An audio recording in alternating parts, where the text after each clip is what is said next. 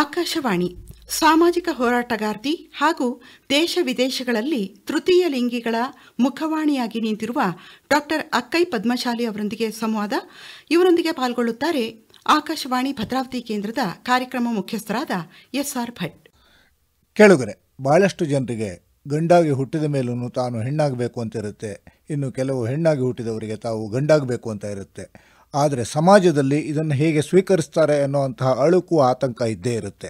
ಆದ್ರೂ ಕೂಡ ಸಮಾಜಕ್ಕೆ ಹೆದರದೆ ಎದುರಿಸಿ ನಿಂತು ಗಂಡು ಹೆಣ್ಣಾಗಿ ಪರಿವರ್ತನೆಗೊಂಡು ಅಪಾರ ಸಾಧನೆಯನ್ನು ಮಾಡಿದಂತಹ ವ್ಯಕ್ತಿಯೊಬ್ಬರನ್ನು ಇಂದು ನಿಮಗೆ ಪರಿಚಯ ಮಾಡ್ತಾ ಇದ್ದೀವಿ. ಇಂದು ನಮ್ಮೊಟ್ಟಿಗಿದ್ದಾರೆ ಸಾಮಾಜಿಕ ಹಾಗೂ ಅಲ್ಪಸಂಖ್ಯಾತರ ಹೋರಾಟಗಾರ್ತಿ, ಒಂದೆಡೆ ಎನ್ನುವಂತಹ ಸಂಸ್ಥೆಯ ಸಂಸ್ಥಾಪಕಿಯೂ ಆದಂತಹ ಶ್ರೀಮತಿ ಅಕ್ಕೈ ಪದ್ಮಶಾಲಿ ಅವರು. ಅಕ್ಕೈ ಪದ್ಮಶಾಲಿ ಅವರ ನಮಸ್ಕಾರ. ನಮಸ್ಕಾರ ಭಟ್ರೆ. ತಮ್ಮ ಹೆಸರೇ ಹೇಳೋ ಹಾಗೆ ಎಲ್ಲರಿಗೂ ಅಕ್ಕೈ ಅಂತ ಆಗ್ಬಿಟ್ಟಿದ್ದೀರಿ. ನನ್ನ ಹೆಸರು ನಮ್ಮ ಸಮುದಾಯದಲ್ಲಿ ಅಷ್ಟೈಶ್ವರ್ಯ ಘನ ಸಂಪನ್ನೆ ದೊಡ್ಡ ಮನೆ ಅಕ್ಕಯ್ಯಮ್ಮ ನನ್ನ ಹೆಸರು. ಸಮುದಾಯದಲ್ಲಿ ಅಕ್ಕಯ್ಯಮ್ಮ ಅಂತ ಪರಿಚಯ. ಮತ್ತು ಅಕ್ಕೈ ಪದ್ಮಶಾಲಿ ಶಾರ್ಟ್ ಫಾರ್ಮ್ ಆಗಿ ಇಟ್ಕೊಂಡ ಹೆಸರು ನಾನು. ಆ್ಯಕ್ಚುಲಾಗಿ ಪದ್ಮಶಾಲಿ ಅನ್ನೋದು ನಮ್ಮ ತಂದೆ ಮತ್ತು ತಾಯಿಯವರು ನೇಕಾರ ಸಮುದಾಯಕ್ಕೆ ಸೇರಿಕೊಂಡವರು ಮತ್ತು ನಾನು ನಮ್ಮ ಲೈಂಗಿಕ ಅಲ್ಪಸಂಖ್ಯಾತ ಸಮುದಾಯದ ಪರವಾಗಿ ಭಾಗಿಯಾಗಿದ್ದೇನೆ.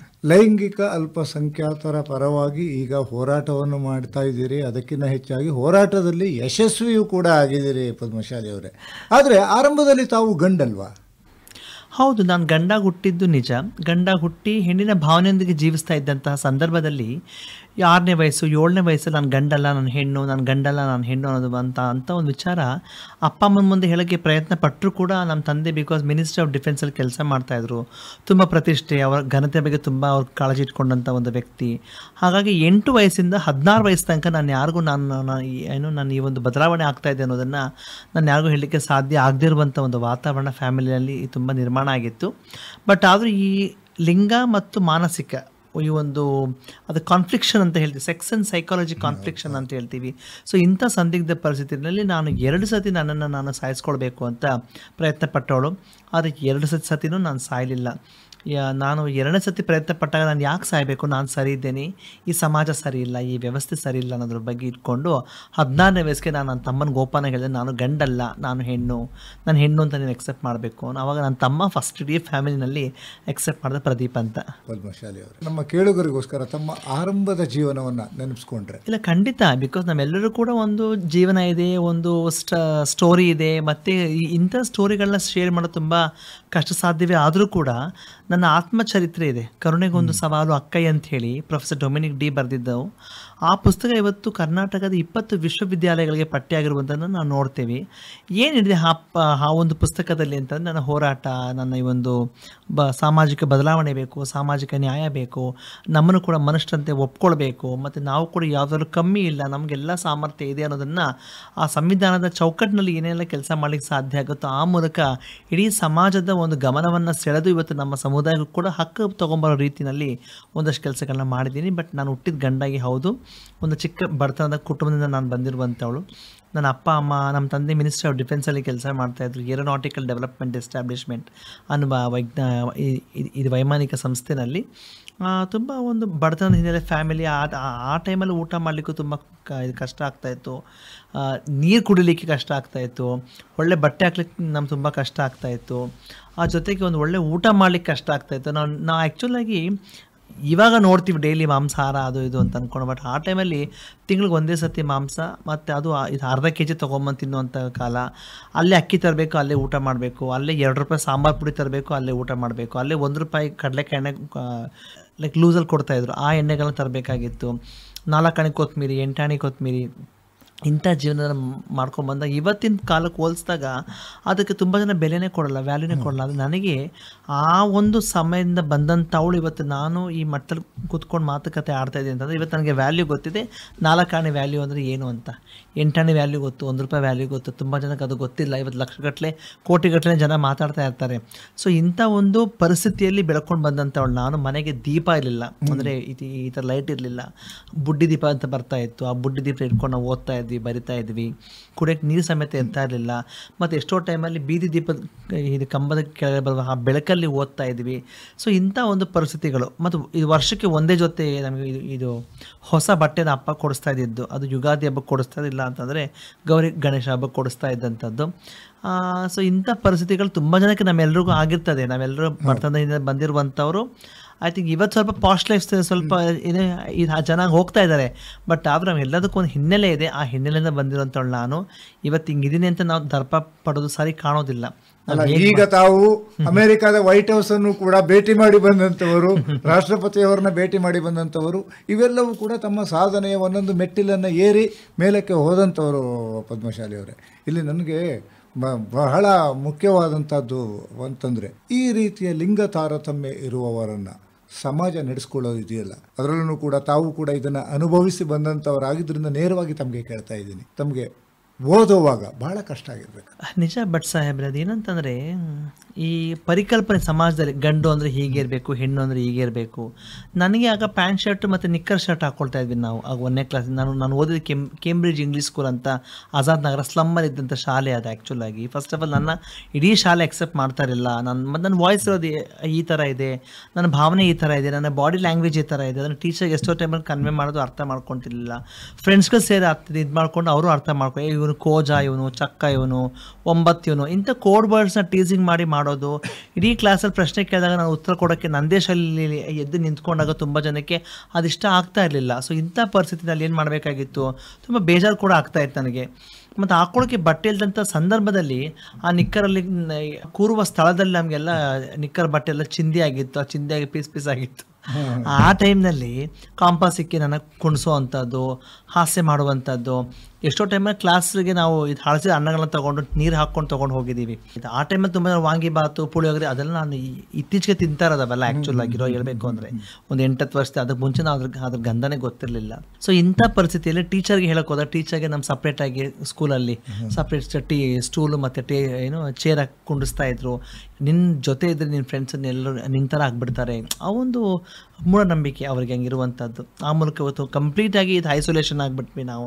ನಾನು ಆ್ಯಕ್ಚುಲಾಗಿ ನನ್ನ ಆ್ಯಂಬಿಷನ್ ಬಂದ್ಬಿಟ್ಟು ನಾನು ಒಂದು ವಕೀಲೆ ಆಗಬೇಕು ಸುಪ್ರೀಂ ಕೋರ್ಟಲ್ಲಿಂದ ತುಂಬ ಇಷ್ಟಪಟ್ಟವಳು. ಆದರೆ ಅದು ಕಾರಣ ಆಗಲಿಲ್ಲ. ಬಟ್ ಇವತ್ತು ತಾವು ಹೇಳ್ದಂಗೆ ವೈಟ್ ಹೌಸ್ನಲ್ಲಿ ನಾನು ಹೋಗಿ ಬಂದಿದ್ದೇನೆ. ನಮ್ಮ ಭಾರತದ ಘನತೆ ರಾಷ್ಟ್ರಪತಿಗಳ ನನ್ನ 2 ಸತಿ ಈ ರಾಷ್ಟ್ರಪತಿ ಭವನಕ್ಕೆ ಕರೆಸ್ಕೊಂಡು ನನಗೆ ಒಂದು ಸುಪ್ರೀಂ ಕೋರ್ಟ್ನ ಮಾಜಿ ಮುಖ್ಯ ನ್ಯಾಯಮೂರ್ತಿಗಳ ಒಂದು ಪದಗ್ರಹಣ ಕಾರ್ಯಕ್ರಮಕ್ಕೆ ನಮ್ಮನ್ನು ಆಹ್ವಾನ ಮಾಡಿದ ತುಂಬ ಸಂತೋಷ ಆಯಿತು. ಮತ್ತು ವೈಟ್ ಹೌಸ್ ಸಂಬಂಧಪಟ್ಟಂಗೆ ತಾವು ಹೇಳಿದೆ, ಶ್ವೇತಭವನಕ್ಕೆ ಹೋಗೋದು ತುಂಬ ಸುಲಭವಾದ ಮಾತಲ್ಲ.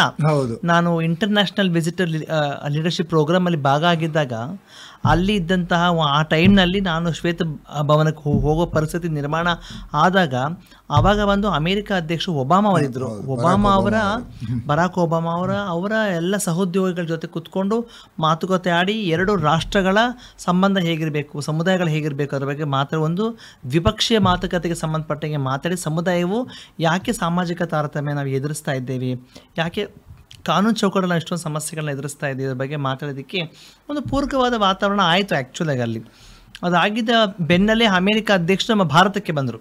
ಡೆಲ್ಲಿನಲ್ಲಿ ಟೌನ್ ಹಾಲ್ ಕಾರ್ಯಕ್ರಮಕ್ಕೆ ನಮ್ಮನ್ನು ಇನ್ವೈಟ್ ಮಾಡಿದಾಗ ನಾನು ಹೋಗಿ ಮಾತಾಡ್ಕೊಂಡು ಬಂದಾಗ ಅವತ್ತು ನಂದು ಮತ್ತು ನಮ್ಮ ಬರಾಕ್ ಒಬಾಮಾ ಅವರ ಅಧ್ಯಕ್ಷರದು ಏನು ಸಂವಾದ ಇತ್ತು, ಅದು ವಿಶ್ವಾದ್ಯಂತ ನೇರವಾಗಿ ಕೊಟ್ಟಂಥ ಲೈವ್ ಕಾರ್ಯಕ್ರಮ ಆಗಿತ್ತು. ಆ ಮೂಲಕ ವಿಶ್ವದ ಲೈಂಗಿಕ ಅಲ್ಪಸಂಖ್ಯಾತರ ವಿಚಾರಗಳನ್ನು ಅಮೇರಿಕದ ಮಾಜಿ ಅಧ್ಯಕ್ಷರು ಮುಂದೆ ನಾನು ಪ್ರಸ್ತುತ ಮಾಡಲಿಕ್ಕೆ ಸಾಧ್ಯ ಆಯಿತು. ಬಹುಶಃ ಇವತ್ತು ಆ ಒಂದು ಪ್ರಪಂಚದ ಪರ್ಯಟನೆಯಲ್ಲಿ ಇದು ಕೂಡ ಒಂದು ಭಾಗವಾಗಿ ಆ ಒಂದು ದಿಕ್ಕಿನಲ್ಲಿ ಸಾಗ್ತಾ ಇರೋದಕ್ಕೆ ನನಗೆ ತುಂಬ ಸಂತೋಷ ಇದೆ. ಬಟ್ ನಾನು ನಿರೀಕ್ಷೆ ಮಾಡಿರಲಿಲ್ಲ.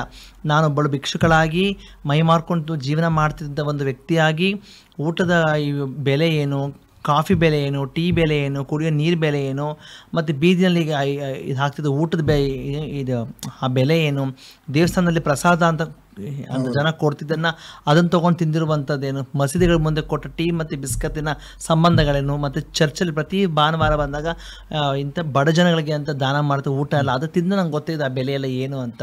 ಹಾಗಾಗಿ ಇವತ್ತು ನಾವು 4 ಜನಕ್ಕೆ ಊಟ ಹಾಕುವಂಥ ಒಂದು ಸ್ಥಿತಿಗೆ ಬಂದಿರ್ಬೋದು. ಬಹುಶಃ ಈ ಸಮಾಜ ನನಗೆ ಕೊಟ್ಟಂಥ ಒಂದು ಪಾಠ, ಕಲಿಕೆ ಮತ್ತು ಅವಕಾಶ ಅಂತ ನಾನು ಭಾವಿಸ್ತೀನಿ. ತಾವು ಮಾತನಾಡ್ತಾ ಇರಬೇಕಿದ್ರೆ ಹೇಳಿದ್ರೆ ಪದ್ಮಶಾಲಿ ಅವರು ಏನು ಅಂತಂದರೆ, ಸುಪ್ರೀಂ ಕೋರ್ಟ್ನಲ್ಲಿ ವಕೀಲೆ ಆಗಬೇಕು ಅನ್ನುವಂಥ ಯೋಚನೆ ಇತ್ತು ಅಂತ. ಆದರೆ ಆ ವಕೀಲೆ ಆಗದೇ ಇದ್ರೂ ಕೂಡ ಆ ಕಾರ್ಯಗಳನ್ನು ಬೇರೊಂದು ರೀತಿಯಲ್ಲಿ ಪೂರೈಸ್ಕೊಂಡ್ರಿ ಅಂತ ಅನ್ಸೋದಿಲ್ವಾ? ಇಲ್ಲ, ಖಂಡಿತ ಹೌದು. ಬಿಕಾಸ್ ನಾನು ಇಲ್ಲಿ ನೆನೆಸ್ಕೊಳ್ಳೇಬೇಕಾಗಿದ್ದಂಥ 4-5 ಜನ ಹೆಸರು ಯಾರಪ್ಪ, ನಮ್ಮ ಜಸ್ಟಿಸ್ ಮಂಜುಳಾ ಚೆಲ್ಲೂರ್ನವರು, ಕೇರಳ ಹೈಕೋರ್ಟ್ ಮುಖ್ಯ ನ್ಯಾಯಮೂರ್ತಿಗಳಾಗಿದ್ದರು, ಕಲ್ಕತ್ತಾ ಹೈಕೋರ್ಟಲ್ಲಿ ಭಾಗ ಆಗಿದ್ದರು, ಮತ್ತು ಕರ್ನಾಟಕದಲ್ಲಿ ಇದ್ದಂಥ ಮಹಿಳೆ ನಮ್ಮ ವಿ ಅಂಗಡಿ ಸಾಹೇಬರು, ನಮ್ಮ ಮುಸ್ತಫಾ ಹುಸೇನ್ ಸಾಹೇಬರು, ನಮ್ಮ ವಿಕ್ರಮ್ಜಿತ್ ಸೇನ್ ಸಾಹೇಬರು, ಅವರೆಲ್ಲ ಚೀಫ್ ಜಸ್ಟಿಸ್ ಆಗಿದ್ದಂಥವ್ರು. ಅವರೆಲ್ಲರೂ ಜೊತೆಗೆ ಸೇರಿದಾಗ ಅಲ್ತಮಾಸ್ ಕಬೀರ್ ಸಾಹೇಬರು ಮುಖ್ಯ ನ್ಯಾಯಮೂರ್ತಿಗಳಾಗಿ ಪದಗ್ರಹಣ ಕಾರ್ಯಕ್ರಮ ಇದ್ದರೆ ಯಾಕಾಯಿತು ಅಂತಂದರೆ, ನಾನು ಆ ಸ್ಥಾನಕ್ಕೆ ಹೋಗ್ಲಿಕ್ಕೆ ಸಾಧ್ಯ ಆಗಿತ್ತು. ನಾನಂತೂ ವಕೀಲೆ ಆಗಲಿಲ್ಲ. ನಾನು 10ನೇ ಕ್ಲಾಸು ಮ್ಯಾಥಮೆಟಿಕ್ಸಲ್ಲಿ ಫೇಲ್ ಆಗಿದ್ದೀನಿ. ನಾನು 10ನೇ ಕ್ಲಾಸ್ನಲ್ಲಿ ಫೇಲ್ ಆದ್ರಿ. ನನ್ನ ಸೆಕೆಂಡ್ PUC ಆಗಲಿ, ಡಿಗ್ರಿ ಆಗಲಿ, ಅದರಲ್ಲಿ ಪಾಸ್ ಆಗಲೇ ಇಲ್ಲ. ಬಟ್ ಆದರೂ ವಕೀಲೆ ಆಗಬೇಕು ಅಂತ. ಆದರೆ ವಕೀಲೆ ಪೇಪರ್ನಲ್ಲಿ ನಾನು BA ಮತ್ತು LLB ಮಾಡದೇ ಇದ್ರೆ ಏನಂತೆ, ಸಮುದಾಯದ ವಿಚಾರ ಹೋರಾಟ ನನ್ನ ಜೊತೆ ಇದೆ. ಆ ಮೂಲಕ ಪ್ರಸ್ತುತವಾಗಿದ್ದಂಥ ಎಲ್ಲ ನ್ಯಾಯಾಧೀಶಗಳ ಮಧ್ಯೆ ನಾನು ಕೂತು ನಮ್ಮ ಸಮುದಾಯ ವಿಷಯವನ್ನು ನಾನು ಮಂಡನೆ ಮಾಡಬೇಕಾದ್ರೆ, ಆಗ ನನ್ನಂಗೆ ಅಷ್ಟು ಕ್ಲಾರಿಟಿಯಾಗಿ ಮಂಡನೆ ಮಾಡಿದಂಗೆ ಬೇರೆ ಸಮುದಾಯ ಕಾಣಿಸ್ತಿಲ್ಲ. ಬಟ್ ಅಷ್ಟು ಒಂದು ಕಾನ್ಫಿಡೆನ್ಸ್ ನನಗೆ, ಅಷ್ಟು ಒಂದು ಸೆಲ್ಫ್ ಎಸ್ಟೀಮ್ ನನಗೆ, ಅಷ್ಟು ಒಂದು ಸೆಲ್ಫ್ ಡಿಗ್ನಿಟಿ, ಒಂದು ಸೆಲ್ಫ್ ರೆಸ್ಪೆಕ್ಟ್ ನನಗೆ, ನಾನು ಇದನ್ನು ಮಾಡಬಲ್ಲೆ ಅಂತ. ಇವತ್ತು ನಾನು 10ನೇ ಕ್ಲಾಸ್ ನಾನು ಮ್ಯಾಥಮೆಟಿಕ್ಸಲ್ಲಿ ಫೇಲ್ ಆಗಿದ್ದೇನೆ. ಇವತ್ತು ನಾನು ಎಕ್ಸಾಮ್ ಬರೀ ಪಾಸ್ ಆಗ್ತೀನಿ, ಮತ್ತೆ ಹೋಗ್ತೀನಿ, ನನಗೆ ಆಸಕ್ತಿನೇ ಬರ್ತಾ ಇಲ್ಲ. ಆದರೆ ನೀವು ಹೇಳ್ದಂಗೆ ಆದರೆ ಎಲ್ಲ ಒಂದು ನ್ಯಾಯಮೂರ್ತಿಗಳ ಪದಗ್ರಹಣ ಸಮಾರಂಭದಲ್ಲಿ ತಾವು ಉಪಸ್ಥಿತರಿದ್ರಲ್ಲ. ಹೌದು.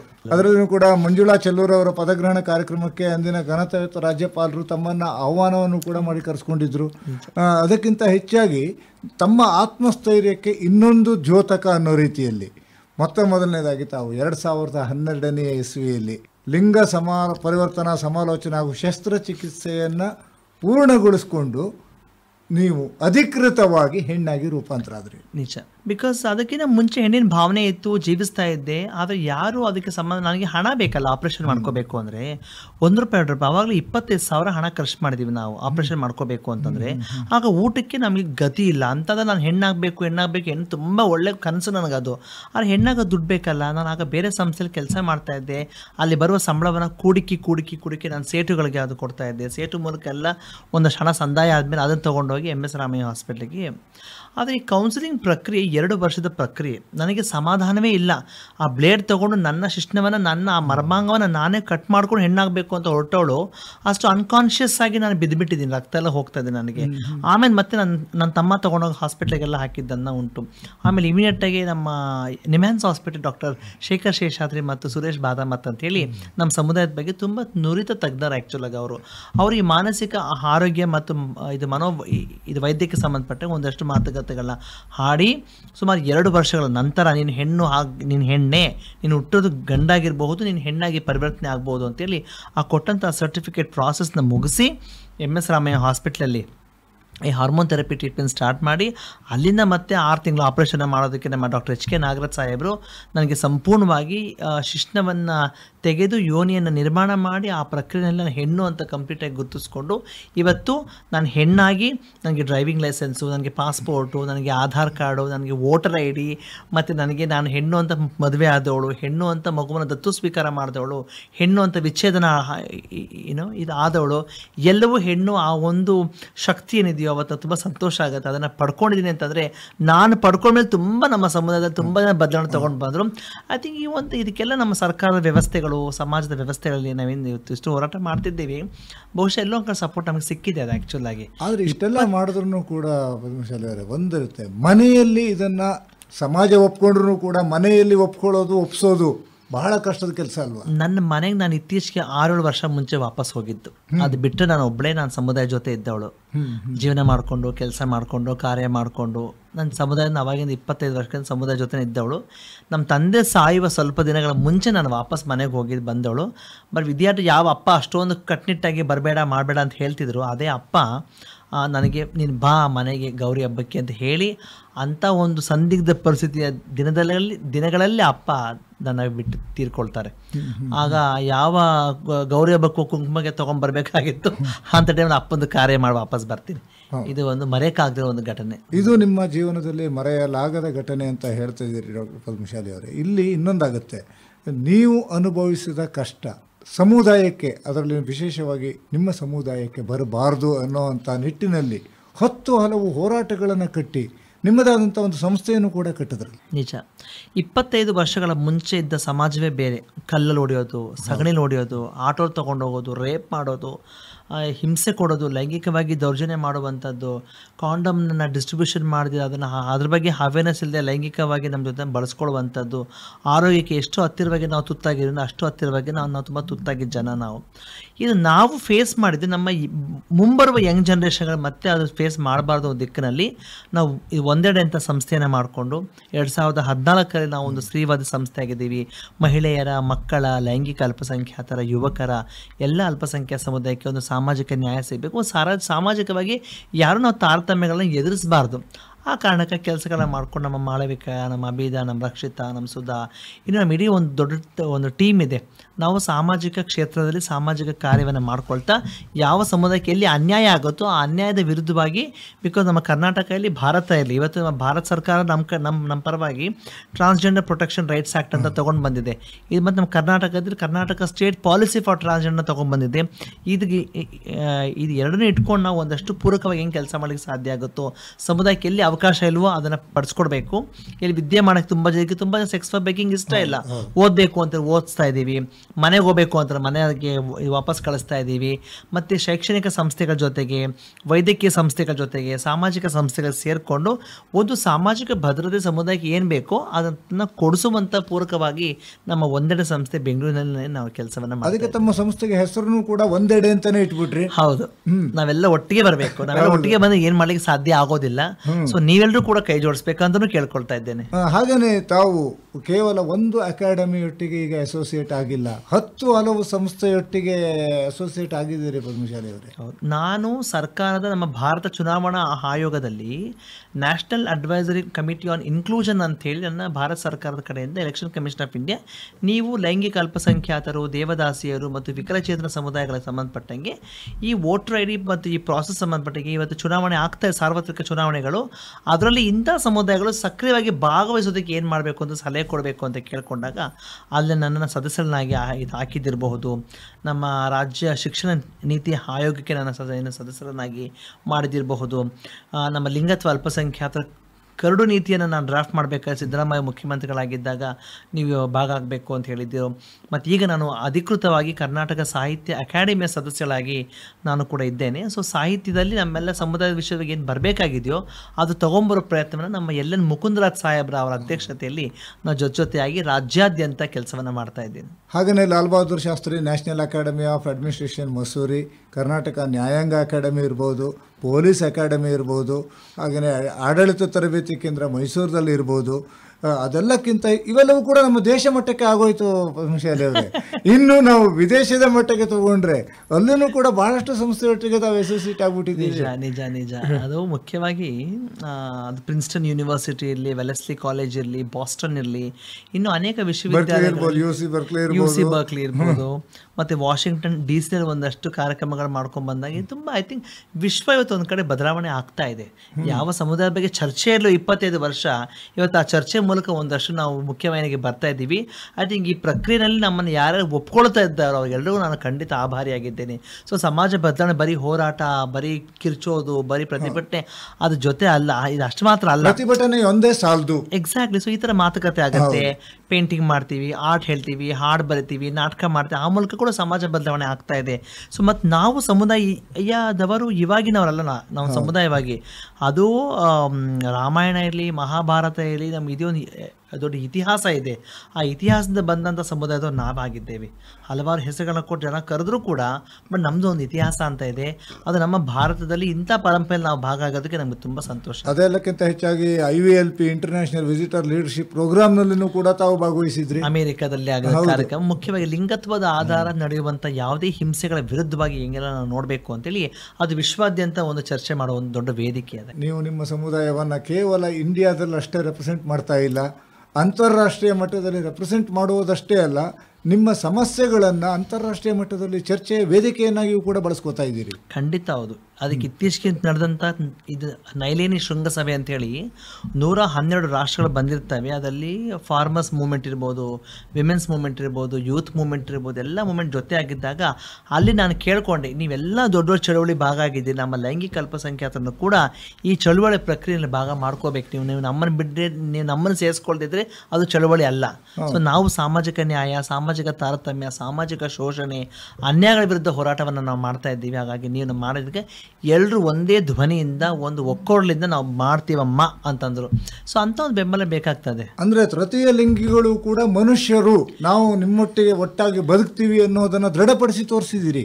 ನನ್ನ ಪ್ರಶ್ನೆ ಎಲ್ಲ ಬರ್ತದೆ. ಸೊ ಹಾಗಿದ್ರೆ ಪ್ರಥಮ ಲಿಂಗ ಯಾರು, ದ್ವಿತೀಯ ಲಿಂಗ ಯಾರು, ತೃತೀಯ ಲಿಂಗಿ ಯಾರು? ಸೊ ನಮ್ಮ ತೃತೀಯ ಲಿಂಗಿ ಅಂತ ಯಾಕೆ ಕರೀತಾರೆ ಅಂತ ಪ್ರಶ್ನೆ. ಸೊ ನಾವು ಕೇಳೋದು, ಗಂಡಾಗಿ ಹುಟ್ಟಿ ಹೆಣ್ಣಾಗಿ ಪರಿವರ್ತನೆ ಆಗಿದ್ದೀವಿ, ಹೆಣ್ಣಾಗಿ ಹುಟ್ಟಿ ಗಂಡಸಾಗಿ ಪರಿವರ್ತನೆ ಆಗಿದ್ದೀವಿ. ಸೊ ಈ ಪ್ರಕ್ರಿಯೆ, ಲಿಂಗದಿಂದ ಲಿಂಗತ್ವಕ್ಕೆ ಪರಿವರ್ತನೆ ಆಗೋ ಪ್ರಕ್ರಿಯೆಯಲ್ಲಿ ನಾವು ಫೇಸ್ ಮಾಡುವಂಥ ಎಲ್ಲ difficulties, it is not so easy actually. ಅದಕ್ಕಾಗಿ ನಾವು ಫ್ಯಾಮಿಲಿ ಫೈಟ್ ಮಾಡ್ತೀವಿ, ಟೀಚರ್ಸ್ ಫೈಟ್ ಮಾಡ್ತೀವಿ, ಎಜುಕೇಷನ್ ಜೊತೆಗೆ ಫೈಟ್ ಮಾಡ್ತೀವಿ, ಮೆಡಿಕಲ್ ಸೆಕ್ಟರ್ ಜೊತೆ ಕೆಲಸ ಫೈಟ್ ಮಾಡ್ತೀವಿ, ಲೈವ್ಲಿಹುಡ್ ನಮ್ಗೆ ಸಿಗಲ್ಲ ಅದ್ರ ಬಗ್ಗೆ ಕೆಲಸ ಮಾಡ್ತೀವಿ, ನಮ್ಗೆ ಕೆಲಸ ಕೊಡಿ ಅಂತ ಕೇಳ್ತೀವಿ, ಎಲ್ಲ ಸೆಕ್ಟರ್ಗಳು ಕೆಲಸ ಫೈಟ್ ಮಾಡ್ತಾ ಬರ್ತಾ ಇರ್ತೀವಿ. ಸೊ ಅದಕ್ಕೆ ನಮ್ಮ ಸಮುದಾಯ ಅಂತರ್ಲಿಂಗಿ, ಲಿಂಗತ್ವ ಮತ್ತು ಲೈಂಗಿಕತೆ ಅಲ್ಪಸಂಖ್ಯಾತರು ಅಂದರೆ ಅದರಲ್ಲಿ ಹಿಜರಾ, ಜೋಗಪ್ಪ, ಮರ್ಲಾಡಿ, ಶಿವಶಕ್ತಿ, ಜೋಗ್ತ, ಅಖ್ವಾ, ನಿರ್ವಾಣ, ಸಾಟ್ಲ, ಪಂಥಿ ಸಾಟ್ಲ, ಸಲಿಂಗಕಾಮಿಗಳು ಹೆಂಗಸರು, ಸಲಿಂಗಕಾಮಿ ಗಂಡಸರು, ದ್ವಿಲಿಂಗಕಾಮಿ ಗಂಡಸರು ಹೆಂಗಸರು, ಪ್ಯಾನ್ ಸೆಕ್ಷುವಲ್ಸು, ಡೆಮಿ ಸೆಕ್ಷುವಲ್ಸು, ಎ ಸೆಕ್ಷುವಲ್ಸು. ನಾವೊಂದು ವೈವಿಧ್ಯತೆಯ ಸಮುದಾಯ. ಪ್ರತಿಯೊಂದು ಅಸ್ತಿತ್ವಕ್ಕೆ ಅದರದೇ ಆದಂಥ ಒಂದು ಸಾಂಸ್ಕೃತಿಕ ಮತ್ತು ಪಾರಂಪರಿಕ ಒಂದು ಹಿನ್ನೆಲೆ ಇರುವ ಸಮುದಾಯ ನಾವು ಆಗಿರುವಾಗ, ನಾವಿದು ದೊಡ್ಡ ಸಮುದಾಯ, ದೇಶದ ಜನಸಂಖ್ಯೆ ಏನು 1.4 ಬಿಲಿಯನ್ ಇದೆಯೋ ಅದರಲ್ಲಿ 10% ಸಮುದಾಯ ನಾವಾಗ್ತೀವಿ. ಸೊ ನಮ್ಮ ಸಮುದಾಯದಲ್ಲೂ ಕೂಡ ಎಲ್ಲ ಸಮಾಜದಲ್ಲಿ, ಎಲ್ಲ ಹಳ್ಳಿನಲ್ಲಿ, ಎಲ್ಲ ಗ್ರಾಮಾಂತರ ಪ್ರದೇಶಗಳಲ್ಲಿ, ಎಲ್ಲ ಸಂಸ್ಕೃತಿಯಲ್ಲಿ, ಪರಂಪರೆ ನಾವು ಭಾಗ ಆಗಿದ್ದೀವಿ. ಸೊ ನಾವು ಇಲ್ಲದ ಸಮಾಜ ಇದೆಯಾ ಅಂತ ಒಂದು ವಾಪಸ್ ಪ್ರಶ್ನೆ. ನೀವಿಲ್ಲದ ಸಮಾಜವನ್ನು ಊಹಿಸಿಕೊಳ್ಳುವುದಕ್ಕೂ ಕಷ್ಟ ಸಾಧ್ಯ. ಯಾಕೆಂತಂದ್ರೆ ಮನುಷ್ಯರು ಸಮಾಜದಲ್ಲಿ ಒಟ್ಟಾಗಿ ಬಾಳುವಂತ ಒಂದು ಕಲ್ಪನೆಯನ್ನ ಪ್ರತಿಯೊಬ್ಬರಿಗೂ ಕೂಡ ಜಾಗೃತಗೊಳಿಸಿದ್ದೀವಿ. ಅದರೊಟ್ಟಿಗೆ ತಾವು ಡಾಕ್ಟರ್ ಪದ್ಮಶಾಲಿ ಯಾವಾಗಾದ್ರಿ? ನನಗೆ ಡಾಕ್ಟ್ರೇಟ್ ನಮ್ಮ ಕರ್ನಾಟಕದಿಂದ ನಂಗೆ ಸಿಕ್ಕಲಿಲ್ಲ, ಭಾರತದಿಂದ ಯಾವುದೇ ವಿಶ್ವವಿದ್ಯಾಲಯ ನಂಗೆ ಸಿಗಲಿಲ್ಲ. ಬಟ್ ಆದರೆ Indian virtual university for peace and education ಅಂತ ಸ್ವಿಟ್ಜರ್ಲ್ಯಾಂಡ್ನ ಸಂಸ್ಥೆ, ಅವರು ಇಂಡಿಯಾದ ಒಂದು ಬ್ರಾಂಚ್ ಇತ್ತಂತೆ. ಸೊ ಅವ್ರು ನನಗೆ ಕೊಡಲೇಬೇಕು ಅಂತ ಅಷ್ಟು ಹಠವನ್ನು ಮಾಡಿಕೊಟ್ಟಾಗ ಅದಕ್ಕೆ ತುಂಬ ಜನ ಡಾಕ್ಟರ್ ಅಕ್ಕ ಅಂತಾನೆ ಕರೀತಾರೆ. ಬಟ್ ನಾನು 10ನೇ ಕ್ಲಾಸ್ ಮ್ಯಾಥಮೆಟಿಕ್ಸ್ ಫೇಲ್ ಬಟ್ ಸಾಹೇಬ್ರೆ, ಹಾಗಾಗಿ ನಾನು ಇದ್ದೀನಿ. ಗೌರವ ಡಾಕ್ಟರೇಟ್ ಇರೋದ್ರಿಂದ ಈಗ ತಾವು ಡಾಕ್ಟರ್ ಆಗಿದ್ದೀರಿ. ಅದರೊಟ್ಟಿಗೆ ಲಿಮ್ಕಾ ಬುಕ್ ಆಫ್ ರೆಕಾರ್ಡ್ ಕೂಡ ಮಾಡಿಬಿಟ್ರಂತೆ. ಅದು ನಾನು ಒಂದು ಶಾಸ್ತ್ರೀಯ ಸಂಗೀತ ಕಲಿಬೇಕು ಅಂತ ತುಂಬ ಇಷ್ಟ ಇದ್ದವಳು ನಾನು. ಆ್ಯಕ್ಚುಲಾಗಿ ನನಗೆ ಸಂಗೀತ ಹೇಳ್ಕೊಂಡು ನಮ್ಮ ಅಜ್ಜಿಯವ್ರ ಸಂಗೀತ ನಂಗೆ ಹೇಳ್ಕೊಡ್ಲಿಲ್ಲ. ನಾನು ಸಂಗೀತ ಇದು ಕಲ್ತ್ಬಿಟ್ರೆ ನಾನು ಹೆಣ್ಗ ಆಗ್ಬಿಡ್ತೀನಿ, ನಾನು ಹುಡುಗಿ ಆದಂಗೆ ಆಗ್ಬಿಡ್ತೀನಿ ಅಂತ ಅವ್ರ ಪರಿಕಲ್ಪನೆ. ಬಟ್ ನಾನು ನಮ್ಮ ಡಿ ಡಿ ಚಂದನ ಚಾನಲ್ನಲ್ಲಿ ಸುಮಾರು ಒಂದು 25 ವರ್ಷಗಳಿಂದ ಪ್ರತಿ ಶನಿವಾರ 9ರಿಂದ 10 ಗಂಟೆಗೆ ಡಿವೋಷ್ನಲ್ ಸಾಂಗ್ಸು, ಕ್ಲಾಸಿಕಲ್ ಸಾಂಗ್ಸು ಮತ್ತೆಲ್ಲ ಒಂದಷ್ಟು ಕಾರ್ಯಕ್ರಮಗಳು ಬರೋದನ್ನು ನಾನು ಇವತ್ತು ಕೂಡ ಮಿಸ್ ಮಾಡೋದಿಲ್ಲ. ಅದನ್ನು ನಾನು ತುಂಬ ನೋಡ್ತಾ ಇರ್ತೀನಿ.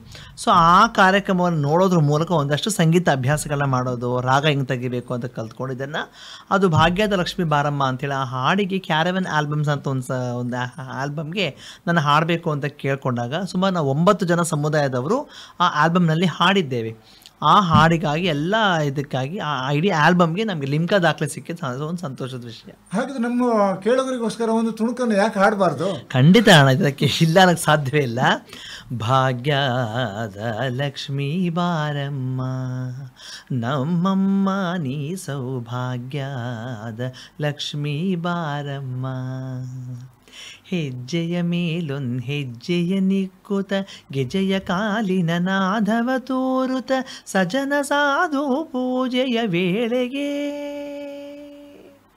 ಮಜ್ಜಿಗೆಯೊಳಗಿನ ಬೆಣ್ಣೆಯಂತೆ ಭಾಗ್ಯದ ಲಕ್ಷ್ಮೀ ಬಾರಮ್ಮ. ಹಾಗೇನೆ ತಾವು ಬಹುಮುಖ ಪ್ರತಿಭೆ ಅನ್ನೋದನ್ನ ಈ ಮೂಲಕ ತೋರಿಸ್ಕೊಡೋ ಒಂದು ಪ್ರಯತ್ನವನ್ನು ಕೂಡ ನಮ್ಮ ಸಮಾಜಕ್ಕೆ ತೋರಿಸಿದ್ದೀರಿ. ನಾವು ಯಾರಿಗೇನು ಕಡಿಮೆ ಇಲ್ಲ, ನಾವು ನಿಮಗಿನ್ನ ಚೆನ್ನಾಗಿದ್ದೀವಿ ಅನ್ನೋದನ್ನ ಪ್ರೂವ್ ಮಾಡ್ತಾ ಇದ್ದೀರಿ ವಿವಿಧ ರೀತಿಯ ದಾಖಲೆಗಳನ್ನು ನಿರ್ಮಿಸುವುದರ ಮುಖಾಂತರ. ಅದೇ ರೀತಿಯಲ್ಲಿ ಸಮಾಜಮುಖಿ ಕಾರ್ಯಕ್ರಮವನ್ನು ಮಾಡುವಂಥ ಸಮಯದಲ್ಲಿ ಇನ್ನೊಂದು ಫೆಲೋಶಿಪ್ಪನ್ನು ವರ್ಲ್ಡಲ್ಲಿ ಪ್ರಪ್ರಥಮವಾಗಿ ನೀವೇ ಪಡ್ಕೊಂಡ್ರಂತಲ್ಲ, ಅದು ಯಾವುದದು?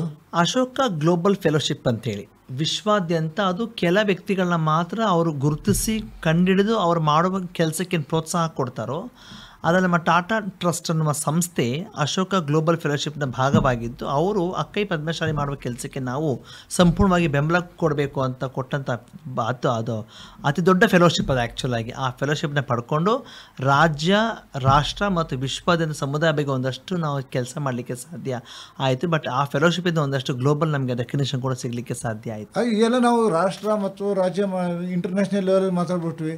ರಾಜ್ಯನೂ ಕೂಡ ತಮ್ಮನ್ನು ಪುರಸ್ಕರಿಸಿದೆಯಲ್ಲ. ರಾಜ್ಯೋತ್ಸವ ಪ್ರಶಸ್ತಿ ಕೊಟ್ಟಿದ್ದು ಒಂದು ಚಿಕ್ಕ ಕಥೆ ಇದೆ. ಸಿದ್ದರಾಮಯ್ಯ ಸಾಹೇಬರು ಮುಖ್ಯಮಂತ್ರಿಗಳಾಗಿದ್ದರು.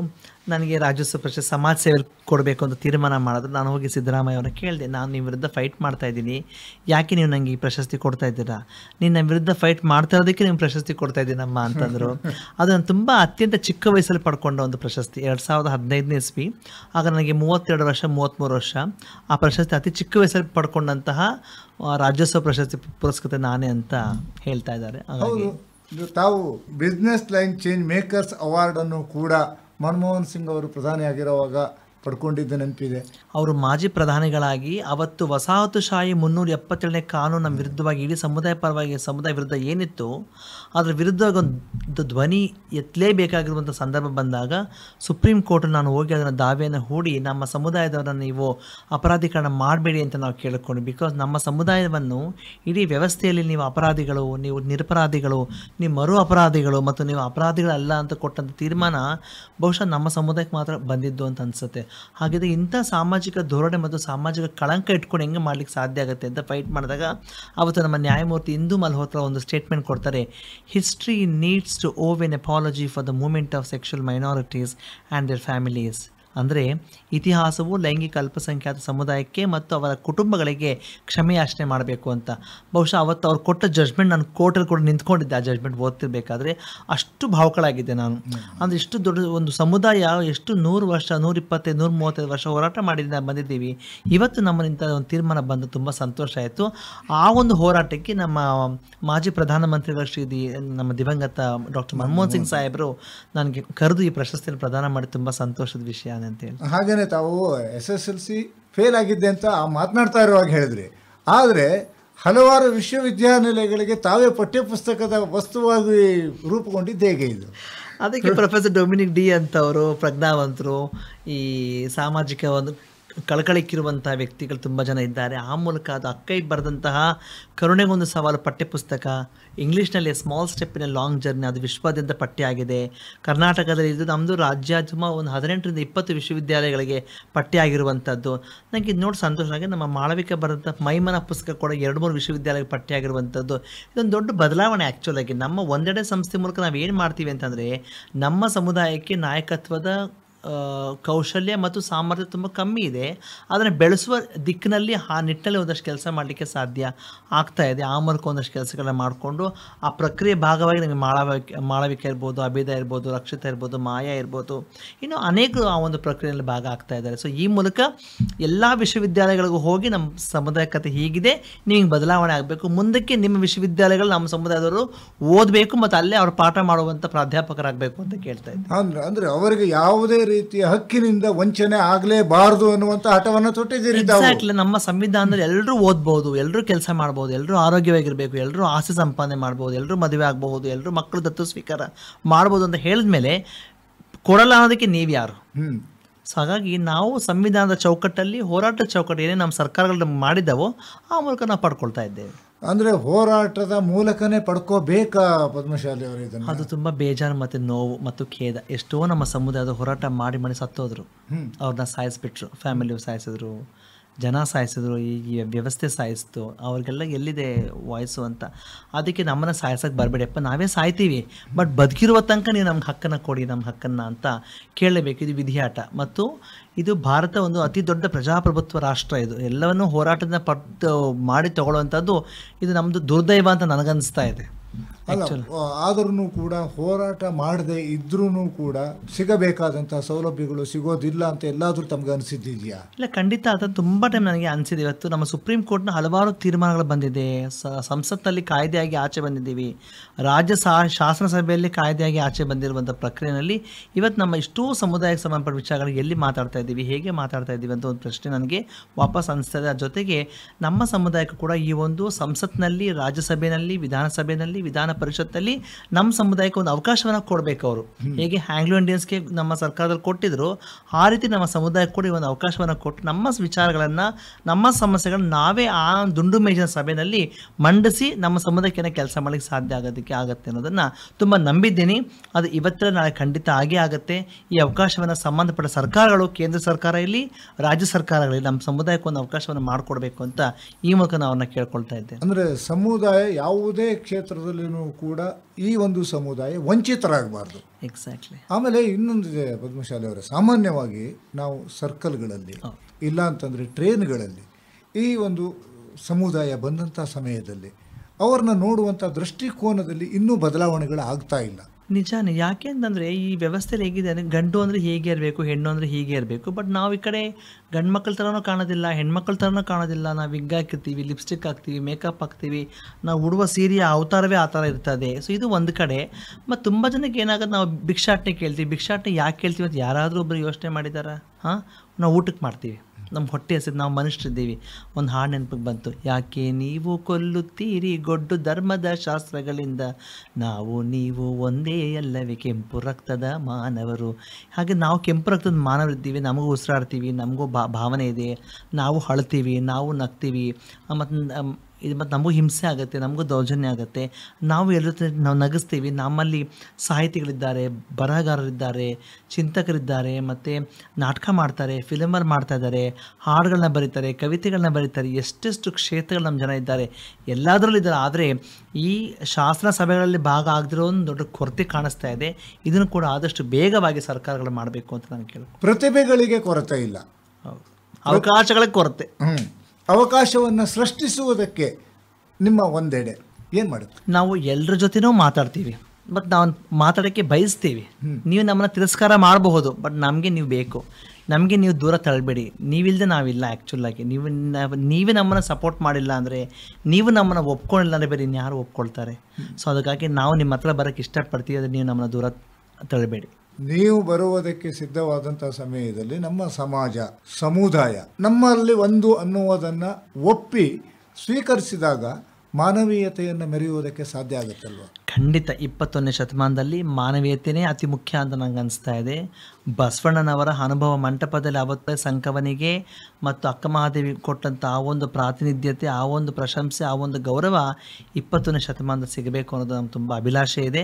ಇದನ್ನು ಮಾಡುತ್ತೆ ಅಂತ ಒಂದು ನಂಗೆ ಆಶಾಭಾವನೆ ಕೂಡ ಇದೆ. ಇದು ಮಾಡಲೇಬೇಕು ಅನ್ನೋದನ್ನು ನಿಮಗೆ ಮಾಡೋಕ್ಕೆ ಮನಸ್ಸಿಲ್ಲ ಅಂತ ಯಾರಿದೆಯೋ ಅಂತ ನಾನು ಕೇಳ್ಕೊಳ್ಳೋಕೆ ಮಾಡಿ ಅಂತ ಕೇಳ್ತೇನೆ. ಮಾಡಿ ಅಂತ ತಾವು ಹೇಳ್ತಿದ್ದೀರಿ. ವಿವಿಧ ವೇದಿಕೆಗಳಲ್ಲಿ ಇದನ್ನು ತಾವು ಪ್ರತಿಪಾದಿಸ್ತಾನೂ ಇದ್ದೀರಿ. ದೇಶ ವಿದೇಶ ಮಟ್ಟದಲ್ಲೂ ಕೂಡ ಸಮುದಾಯದ ಸಮಸ್ಯೆಗಳನ್ನು ಮತ್ತು ಆ ಸಮುದಾಯಕ್ಕೆ ಏನೇನು ಸಮಸ್ಯೆಗಳಿವೆ ಅದಕ್ಕೆ ಬೆಳಕು ಚೆಲ್ಲುವಂತಹ ಒಂದು ಪ್ರಕ್ರಿಯೆಯನ್ನು ಕೂಡ ಮಾಡ್ತಾ ಇದ್ದೀರಿ. ಅದರೊಟ್ಟಿಗೆ ತಮ್ಮ ಸಮುದಾಯದವರು ಕೂಡ ಕೆಲವೊಬ್ಬರು ಅವಮಾನದಿಂದನೋ ಖಿನ್ನತೆಯಿಂದನೋ ಜೀವನವನ್ನು ನಡೆಸ್ತಾ ಇರೋದನ್ನು ಇಂದಿಗೂ ಕೂಡ ನೋಡ್ತೀವಿ. ಅಂಥವರಿಗೆ ತಾವೇನು ಹೇಳ್ತೀವಿ? ಒಂದು ತುಂಬ ಜನಕ್ಕೆ ಈಗ ಅವಕಾಶಗಳು ಬೇಕು, ನಾನು ಓದಬೇಕು, ನನಗೆ ಭಿಕ್ಷಾಟನೆ ಬೇಡ, ನನಗೆ ಸೆಕ್ಸ್ ವರ್ಕ್ ಬೇಡ ಅಂತಂದು ನಾವು ಅಂಥ ಮಕ್ಕಳನ್ನು ಕಂಡು ಹಿಡಿದು ಅವ್ರಿಗೆ ಪರ್ಯಾಯವಾಗಿ ಏನೇನು ಮಾಡಲಿಕ್ಕೆ ಸಾಧ್ಯ ಆಗಿದೆ. ಇವತ್ತು ಅಂಥ ಆ ಮೂಲಕ ಇಷ್ಟು ವರ್ಷ ಮಾಡೋ ಹೋರಾಟಕ್ಕೆ ನಮ್ಮ ಸಮುದಾಯದ ಹೈಕೋರ್ಟಲ್ಲಿ ಕೆಲಸ ಮಾಡ್ತಾ ಇದ್ದಾರೆ, ವಿಧಾನ ಪರಿಷತ್ತಲ್ಲಿ ಕೆಲಸ ಮಾಡ್ತಾ ಇದ್ದಾರೆ, ಮತ್ತು ಬೇರೆ ಶೈಕ್ಷಣಿಕ ಸಂಸ್ಥೆಯಲ್ಲಿ ಕೆಲಸ ಮಾಡ್ತಾ ಇದ್ದಾರೆ, ಬಿಸ್ನೆಸ್ಗಳು ಮಾಡ್ತಾ ಇದ್ದಾರೆ, ಸೀರೆ ಮಾಡ್ತಾ ಇದ್ದಾರೆ, ಹೊಲಿಗೆ ಯಂತ್ರ ಮಾಡ್ತಾ ಇದ್ದಾರೆ, ತರಕಾರಿ ವ್ಯಾಪಾರಗಳು ಮಾಡ್ತಾ ಇದ್ದಾರೆ. ಒಂದು ಡಿಗ್ನಿಫೈಡ್ ಲೈಫಾಗಿ ಏನು ಬೇಕೋ ಎಲ್ಲ ಕೆಲಸಗಳನ್ನ ಮಾಡ್ತಾ ಇದ್ದಾರೆ ಒಂದು. ಆದರೆ ತುಂಬ ಜನಕ್ಕೆ ಆ ಒಂದು ಖಿನ್ನತೆ ಅಂತ ಪದ ಬಳಕೆ ಅದು ನಮ್ಮ ತುಂಬ ಜನಕ್ಕೆ ಅದಿದೆ. ಮಾನಸಿಕ ಆರೋಗ್ಯವನ್ನು ನಾವು ತುಂಬ ಅಡ್ರೆಸ್ ಮಾಡ್ತಾ ಇದ್ದೀವಿ. ಮಾರಿವಾಲ ಹೆಲ್ತ್ ಇನಿಷಿಯೇಟಿವ್ ಅಂತ ಒಂದು ಸಂಸ್ಥೆ ಈ ಒಂದು ಕಾರ್ಯಕ್ರಮಕ್ಕೆ ಸಪೋರ್ಟ್ ಮಾಡ್ತಾ ಬರೋದ್ರ ಜೊತೆಗೆ ನಮಗೆ ತುಂಬ ಒಂದು ಇದು ಮೆಂಟಲ್ ತುಂಬ ಜನಕ್ಕೆ ಕೊರತೆ ಇದೆ ಆ್ಯಕ್ಚುಲಾಗಿ ಅದು ಅಡ್ರೆಸ್. ಬಿಕಾಸ್ ಒಂದು ಕ್ಷಣ ಯೋಚನೆ ಮಾಡಿ, ನಿಮ್ಮ ಅಪ್ಪ ಅಮ್ಮ ಎಕ್ಸೆಪ್ಟ್ ಮಾಡಲ್ಲ, ಅಣ್ಣತಮ್ಮ ಎಕ್ಸೆಪ್ಟ್ ಮಾಡಲ್ಲ, ಅಕ್ಕಪಕ್ಕ ಜನ ಎಕ್ಸೆಪ್ಟ್ ಮಾಡಲ್ಲ, ಯಾರು ಎಕ್ಸೆಪ್ಟ್ ಮಾಡಿದಾಗ ನೀವು ಒಬ್ಬಳೇ ಅಂತ ಅನಿಸಿದಾಗ ಎಷ್ಟು ನೋವಾಗುತ್ತೆ ಆ್ಯಕ್ಚುಲಾಗಿ. ಸೊ ನೀವು ಒಬ್ಬಳೇ ಆದರೂ ಕೂಡ ಬೀದಿಗೆ ಬರ್ತೀವಿ. ನಾವು ತುಂಬ ಜನ ಇದು ಕುಡಿತ ಚಟಕ್ಕೆ ಹೋಗಿದ್ದಾರೆ. ಮತ್ತು ಸ್ಮೋಕಿಂಗು, ಡ್ರಗ್ಸು ಇವೆಲ್ಲ ಕೂಡ ತುಂಬ ಜನ ಸೇವನೆ ಮಾಡ್ತಾ ಇದ್ದಾರೆ. ಅದು ಆಗಬಾರ್ದು ಆ್ಯಕ್ಚುಲಾಗಿ. ಸೊ ಎಲ್ಲಿ ತನಕ ನೀವು ನಮ್ಮನ್ನ ಎಕ್ಸೆಪ್ಟ್ ಮಾಡೋದಿಲ್ವೋ, ನನ್ನ ಬಗ್ಗೆ ನನಗೆ ಕಾನ್ಫಿಡೆನ್ಸ್ ಬರೋದಿಲ್ವೋ, ಅಲ್ಲಿ ತನಕ ತುಂಬ ಜನ ಈ ಥರ ದುಶ್ಚಟಕ್ಕೆ, ಮಾನಸಿಕ ಖಿನ್ನತೆಗೆ ಆಗ್ತಾ ಇದ್ದಾರೆ. ಇವತ್ತು ಮೆಂಟಲ್ ಹೆಲ್ತ್ ಅನ್ನೋದು ಎಷ್ಟು ದೊಡ್ಡ ವಿಷಯ ಆಗಿದೆ ಅಂತ ಪ್ರಪಂಚದಾದ್ಯಂತ ಬೇಕಾಗಿದೆ. ಕಂಪ್ಲೀಟ್ ಸ್ಟ್ರೆಸ್ ಆಗ್ತಾರೆ. ಸ್ಟ್ರೆಸ್ ಆಗಿದ ತಕ್ಷಣ ಅವ್ರು ಎಲ್ಲಿ ತಗೊಂಡ್ರಿ ಸ್ಟ್ರೆಸ್ನ ಔಟ್ ಬಸ್ಟ್ ಮಾಡ್ತೀರಿ? ಅದಕ್ಕಂತ ವೇದಿಕೆಗಳೇ ಇಲ್ಲ. ಸೊ ಅಂಥ ಟೈಮ್ ನಮ್ಮ ಗಮನಕ್ಕೆ ಬಂದಾಗ ಕಳೆದ ಈ ಒಂದು 15-20 ದಿನದಲ್ಲಿ ಸುಮಾರು ಒಂದು 10 ಕ್ರೈಸಿಸ್ಗಳನ್ನ ನಾವು ಹ್ಯಾಂಡಲ್ ಮಾಡ್ತಾ ಇದ್ದೀವಿ. ನಮ್ಮಲ್ಲೇ ಗಲಾಟೆಗಳು, ನಮಗೂ ಪೊಲೀಸರ ಗಲಾಟೆಗಳು, ನಮಗೂ ಮತ್ತು ಫ್ಯಾಮಿಲಿ ಗಲಾಟೆಗಳು, ಎಲ್ಲ ಕಡೆ ಬರೀ ಗಲಾಟೆ ಅಂದರೆ ನೆಮ್ಮದಿ ಜೀವನ ಯಾವಾಗ ಮಾಡ್ತಾ ಇದ್ದೀವಿ? ಸ್वस्थ ಸಮಾಜದ ನಿರ್ಮಾಣ ಮಾಡೋದು. ಎಕ್ಸಾಕ್ಟ್ಲಿ.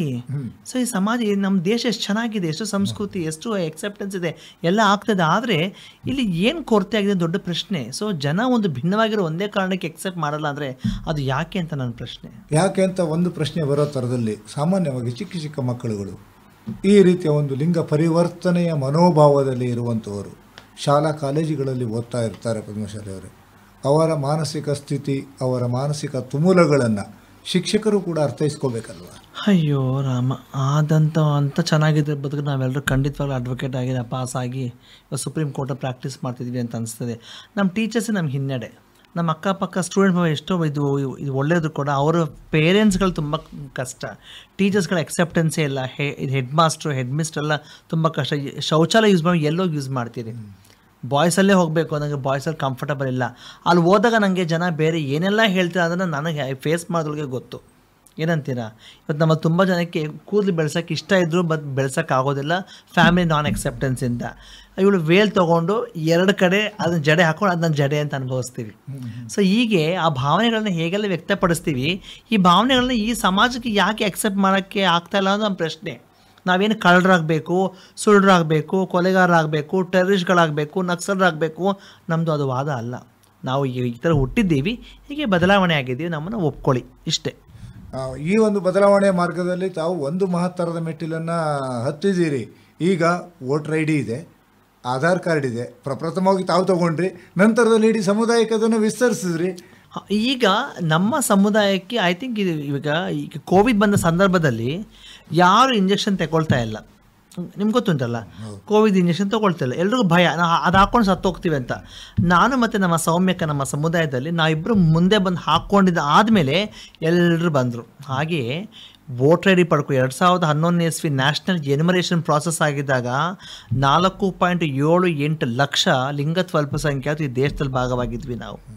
ಅವತ್ತು ನಿಲ್ತಂಗ ನಮಗೆ ಆಧಾರ್ ಕಾರ್ಡ್ ಸಿಗ್ತಾ ಇದೆ, ಡ್ರೈವಿಂಗ್ ಎಲ್ಲ ಹಕ್ಕನ್ನು ಸರ್ಕಾರಗಳು ನಮಗೆ ವ್ಯವಸ್ಥೆ ಮಾಡಿಕೊಡ್ತಾ ಇದೆ. ಸೊ ನಂಗೆ ಅರ್ಥ ಆಗಿ ಸ್ವಲ್ಪ ಲೋಪದೋಷ ಇದೆ, ಅದು ಸರಿ ಮಾಡ್ಕೊಳ್ಬಹುದು, ದೊಡ್ಡ ವಿಚಾರ ಅಲ್ಲ ಅದು ಆ್ಯಕ್ಚುಲಾಗಿ.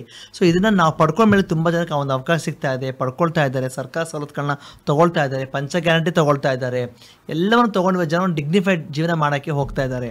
ಅದಿದೆ, ಖಂಡಿತವಾಗ್ಲೂ ಸಾಧ್ಯ ಇದೆ. ಅಂದರೆ ಈಗ ತಾವು ಏನು ಕಷ್ಟಪಟ್ಟಿದ್ದೀರೋ ಅಷ್ಟು ಕಷ್ಟವನ್ನು ಈಗ ಇಲ್ಲ, ಖಂಡಿತ ಇಲ್ಲ. ನಾವು ಪಟ್ಟಂಥ ಪರಿಸ್ಥಿತಿಗಳೇ ಬೇರೆ, ಈಗಿನ ಪರಿಸ್ಥಿತಿಗಳೇ ಬೇರೆ. ನಮ್ಮ ಗುರು ಇದೆ ಗೀತಮ್ಮ ಅಂತೇಳಿ, ಅವ್ರು ನಮಗಿನ್ನ 20-30 ವರ್ಷ ಮುಂಚೆ ಬಂದಿರೋರು ಆ್ಯಕ್ಚುಲ್ ಆಗಿ. ಅವ್ರ ಪರಿಸ್ಥಿತಿಗಳು ನೆನೆಸ್ಕೊಂಡು ತುಂಬ ಭೀಭತ್ಸ ಅಂತ ನನಗನ್ನಿಸ್ತದೆ. ಸೊ ಈಗ ಬರುವ ಸಮುದಾಯಕ್ಕೆ ಎಲ್ಲ ಒಂದು ವೇದಿಕೆ, ಸಿದ್ಧತೆಗಳು, ಅವಕಾಶಗಳೆಲ್ಲ ಮಾಡಿಕ್ಕಿದ್ದೀವಿ. ಅದಕ್ಕೆ ಹೇಳ್ತಾರೆ ನಮಗಿಲ್ಲ ಅಂತಂದ್ರು ಮುಂಬರುವ ನಮ್ಮ ಜನ್ರೇಷನ್ಗೆ ಅಂತ. ಇದು ಆ ಥರ. ಅಂದರೆ ಯಾಕಂತಂದ್ರೆ ತಾವು ಒಂದು ಆಪರೇಷನ್ ಮಾಡಿಸ್ಕೋಬೇಕು ಅಂತಂದ್ರೆ ವೈದ್ಯರು ಹಿಂದೇಟನ್ನು ಹಾಕ್ತಾ ಇದ್ರು. ಈಗ ಆ ವೈದ್ಯಕೀಯ ಸೌಲಭ್ಯಗಳನ್ನು ಕೂಡ ಒದಗಿಸ್ಕೊಂಡಿದೆ. ನಿಜ.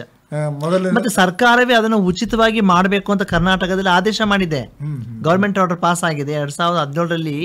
ಕ್ಯಾಬಿನೆಟ್ ಅಲ್ಲಿ ಪಾಲಿಸಿ ಅಕ್ಸೆಪ್ಟ್ ಆಯಿತು, ಉಚಿತವಾಗಿ ಮಾಡಬೇಕು ಅಂತ. ಅದನ್ನು ನಮಗೆ ಸದ್ಯಕ್ಕೆ ನಮ್ಮ ವಿಕ್ಟೋರಿಯಾ ಹಾಸ್ಪಿಟಲ್ ಈ ಒಂದು ಪ್ರಕ್ರಿಯೆಯನ್ನು ಶುರು ಮಾಡಿದ್ದಾರೆ.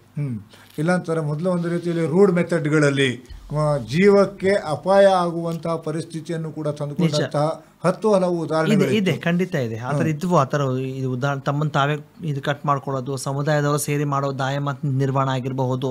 ಈ ಎಲ್ಲವನ್ನು ನೋಡಿದಾಗ ಒಂದು ವೈಜ್ಞಾನಿಕವಾಗಿ ಬೆಳೆಯುವಂಥ ಒಂದು ವೈಜ್ಞಾನಿಕ ಚಿಂತನೆ ಜೊತೆಗೆ ಈ ಮೂಢನಂಬಿಕೆ, ಈ ಬೇರೆ ಬೇರೆ ಸಂಪ್ರದಾಯಗಳನ್ನ ಬದಿಗಿಟ್ಟು ಇವತ್ತು ಸಮುದಾಯ ಸೈಂಟಿಫಿಕಲಾಗಿ ಯಾಕೆ ಹೋಗಬೇಕು ಅನ್ನೋದಕ್ಕೆ ಇದು ನೇರವಾದ ಒಂದು ಉದಾಹರಣೆ ನಮ್ಮ ಜೊತೆ ಇದೆ. ಸಮುದಾಯ ಸೈಂಟಿಫಿಕ್ ಮೆಥಡ್ನಲ್ಲಿ ಹೋಗ್ತಾ ಇದೆ, ಆದರೆ ಸಕಾರಾತ್ಮಕವಾಗಿ ಸ್ವೀಕಾರ ಮಾಡುವುದು ಕೂಡ ಅಷ್ಟೇ ಪ್ರಮುಖ ಆಗಿದೆ. ನೀವು ಹೇಳಿದ ಪ್ರಶ್ನೆ ಎಷ್ಟು ವ್ಯಾಲ್ಯೂ ಇದೆ ಅಂದರೆ, ನಾನು ಇಷ್ಟೆಲ್ಲ ಕುಯ್ಸ್ಕೊಳ್ತೀನಿ, ಲಿಂಗ ಪರಿವರ್ತನೆ ಮಾಡ್ಕೊಳ್ತೀನಿ, ಸ್ಥಾನಗಳನ್ನು ಕಸಿ ಮಾಡ್ಕೊಳ್ತೀನಿ, ಧ್ವನಿಯ ಪೆಟ್ಟಿಗೆನ ಸರಿ ಮಾಡ್ಕೊಳ್ತೀನಿ, ಎಲ್ಲವನ್ನೂ ಸರಿ ಮಾಡ್ಕೊಳ್ತಾ ಹೋಗ್ಬೇಕಾದ್ರು ಆದರೂ ನೀನು ನನ್ನ ಹೆಣ್ಣು ಅಂತ ಎಕ್ಸೆಪ್ಟ್ ಮಾಡಲ್ಲ. ಯಾಕೆ? ಅದೇ ರೀತಿ ಹೆಣ್ಣಾಗಿ ಹುಟ್ಟಿ ಗಂಡಸಾಗಿ ಪರಿವರ್ತನೆ ಆದರೂ ಕೂಡ ಗಂಡಸು ಅಂತ ಅಕ್ಸೆಪ್ಟ್ ಮಾಡಲ್ಲ. ಯಾಕೆ? ಸೊ ಅವ್ರು ಹೇಳ್ದೆ ತುಂಬ, ನೀವು ಹೆಣ್ಣು ಅಂದರೆ ನಿಮಗೆ ಯೋನಿ ಇಲ್ಲ, ನಿಮಗೆ ಮೊಲೆ ಇಲ್ಲ, ನೀವು ಋತುಮತಿ ಆಗೋದಿಲ್ಲ, ನಿಮಗೆ ಎದೆಯಲ್ಲಿ ಹಾಲು ಬರೋದಿಲ್ಲ ಅಂತೆಲ್ಲ ಹೇಳಿದಾಗ ಅದನ್ನು ಹೆಂಗೆ ಎಕ್ಸೆಪ್ಟ್ ಮಾಡೋಕ್ಕೆ ಸಹ. ಸೊ ಹೆಣ್ಣು ನನ್ನ ಪ್ರಕಾರ ಈ 4-5 ಚೌಕಟ್ಟಿಗೆ ಮಾತ್ರ ಅಂತ ಪ್ರಶ್ನೆ. ಸೊ ನಾವು ಅದು ಯಾವುದೂ ಇಲ್ಲ, ಬಟ್ ಆದರೂ ನಾವು ಹೆಣ್ಣೆ. ಸಂವೇದನೆಯ ಮೂಲಕ ಹೆಣ್ಣು ಗಂಡಾಗಿರ್ಬೋದು, ಗಂಡು ಹೆಣ್ಣಾಗಿ ಪರಿವರ್ತನೆ ಆಗುವಂತಹ ಮನೋಸ್ಥಿತಿಯಲ್ಲಿ ಹರಿಹರ ಪುತ್ರ ಅಯ್ಯಪ್ಪನೇ ಸ್ವೀಕಾರ ಮಾಡಿದವರು, ಅರ್ಧನಾರೀಶ್ವರನನ್ನೇ ಸ್ವೀಕಾರ ಮಾಡಿದಂಥವ್ರು, ಬೃಹನ್ನಳೆ ಅರ್ಜುನನ್ನ ಸ್ವೀಕಾರ ಮಾಡಿದಂಥವ್ರು, ಶಿಖಂಡಿ ಮಹಾಭಾರತದ ಯುದ್ಧಕ್ಕೆ ಹೋಗೋ ಸಂದರ್ಭದಲ್ಲಿ ಹಾಯಮ್ಮನ್ನು ಎಕ್ಸೆಪ್ಟ್ ಮಾಡಿದ ವಿಚಾರ ಇರ್ಬೋದು, ಎಲ್ಲವನ್ನು ನಾವು ನೋಡ್ತಾ ಇದ್ರೆ ಇದು ಒಂದು ಕಲಿಯುಗ ಇದೆ ಆ್ಯಕ್ಚುಲಾಗಿ. ಈ ಕಲಿಯುಗದಲ್ಲಿ ಹೆಂಗೆಲ್ಲ ನಾವು ತಗೊಳ್ಬೇಕು, ಪ್ರಾಕ್ಟಿಕಾಲಿಟಿನ ಎಕ್ಸೆಪ್ಟ್ ಮಾಡಿ, ಸ್ಟೋರೀಸ್ಗಳನ್ನ ಬಿಟ್ಟುಬಿಡಿ. ನಾವು ಈಗ ವಾಸ್ತವದಲ್ಲಿ ಬದುಕುವುದಕ್ಕೆ ಕಲಿಯುವುದು ಅತಿ ಅವಶ್ಯಕವಾಗಿದೆ. ವಾಸ್ತವಿಕತೆಯಲ್ಲಿ ಬದುಕೋಣ. ಅದೇ ರೀತಿಯಲ್ಲಿ ಸಮುದಾಯವನ್ನು ಮೂದಲಿಸುವುದಿರ್ಬೋದು, ಇಲ್ಲವೇ ಅವರನ್ನು ಒಂದು ರೀತಿಯಲ್ಲಿ ತಾತ್ಸಾರ ಮನೋಭಾವದಿಂದ ನೋಡುವುದು ಬೇಡ ಎನ್ನುವುದು ನಮ್ಮ ಆಶಯನೂ ಕೂಡ ಪದ್ಮಶಾಲಿ ಅವರೇ. ಹಾಗೆಯೇ ತಾವೇ ಹೇಳ್ತೀರಿ, ನಾನು ತೃತೀಯ ಲಿಂಗಿಯೂ ಅಲ್ಲ, ಪುಲ್ಲಿಂಗಿಯೂ ಅಲ್ಲ, ಸ್ತ್ರೀಲಿಂಗಿಯೂ ಅಲ್ಲ, ಮಹಾಲಿಂಗಿ. ಅದು ಹೇಗಿದ್ರೆ ಸ್ತ್ರೀಲಿಂಗ ನಾನಲ್ಲ, ಪುಲ್ಲಿಂಗ ನಾನಲ್ಲ, ಅಂತರ್ಲಿಂಗ ನಾನಲ್ಲ, ನನ್ನ ಲಿಂಗವನ್ನು ನಿರ್ಧರಿಸುವ ಮಹಾಲಿಂಗಿ. ನಮ್ಮ ಲಿಂಗವನ್ನ ನಾವೇ ನಿರ್ಧರಿಸ್ತೀವಿ ನಾವು ಹೇಳ್ತಾ ಇದ್ದೀರಿ. ಅದೇ ರೀತಿಯಲ್ಲಿ ಈಗ ನಿಮ್ಮದೇ ಆದಂತಹ ಒಂದೆಡೆ ಸಂಸ್ಥೆಗೆ ಏನಾದರೂ ಇಂತಹ ಒಂದು ಸಮುದಾಯದವರು ಸಮಸ್ಯೆಯನ್ನು ಅನುಭವಿಸ್ತಾ ಇದ್ರೆ ಯಾರನ್ನ ಕಾಂಟ್ಯಾಕ್ಟ್ ಮಾಡಬೇಕು? ಖಂಡಿತ ಈ ಥರ ಕೇಸ್ಗಳು ತುಂಬ ನಮಗೆ ಬರ್ತವೆ. ಯಾರಿಗಾದ್ರೂ ಅಂತ ಸಪೋಸ್ ನಮ್ಮ ಸಮುದಾಯದವರಾಗಿದ್ದು ಅವ್ರಿಗೆ ಫ್ಯಾಮಿಲಿಯಿಂದ, ಅವರ ಸಂಗಾತಿಗಳಿಂದ, ಅವರ ಪೊಲೀಸರಿಂದ, ಇಲ್ಲ ಸಮಾಜದಿಂದ, ಲೋಕಲ್ ಯಾವುದೇ ಸಹ ಥರ ಸಮಸ್ಯೆ ಇದ್ದರೂ ಅವ್ರು ನೇರವಾಗಿ 9980 42